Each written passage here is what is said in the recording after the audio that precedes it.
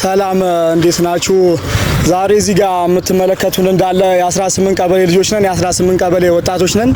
እናንተ ጋር ዛሬ በዚህ ቪዲዮ የመጣንበት ጉዳይ ወንድማችንን አብደላ እንግዲህ ተነጥቀን ነው። ወንድማችንን አብደላ ተገሎብናል እና መላው ናዝሬት ላይ ያላችሁ በመላውም ያላችሁ ይሄን ቪዲዮ የምታዩት ያው ልጆቹን እዚህ ጋር በምስልና በፎቶ እናስቀምጥላችኋለን።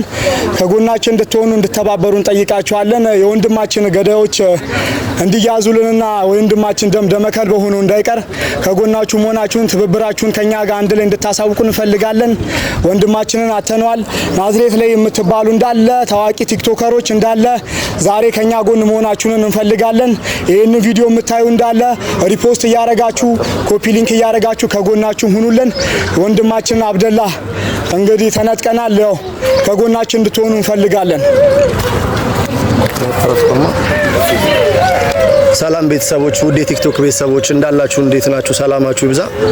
ዛሬ እዚህ የቆምንበት ምክንያት ሌላ ምክንያት አይደለም። ያው ወንድሜ ገልጾታል። አጠር ባለ መንገድ የምንነግራችሁ ነገር የወንድማችን አብደላ ህይወትን ተነጥቀናል። ይህንን ደግሞ ያደረጉብን ሰዎች 3 ሰዎች አሉ። እነኛን ሰዎች 3 ሰዎች ከላይ ቪዲዮ ላይ በምታዩት መንገድ ፎቶአቸውን እናስቀምጣለን። ከሀገር የሚወጣሉ የሚባል መረጃ ስላለ በተቻላችሁ አቅም ሼር፣ ዲዩት፣ ኮፒ ሊንክ፣ ሪፖስት በማድረግ ተባብራችሁን ፍትህ እንድናገኝ ፍትህ ለወንድማችን እንድናገኝ ነው የምንፈልገው። ሌላ ምንም የምንፈልገው ነገር የለም። ፍትህ ነው የምንፈልገው።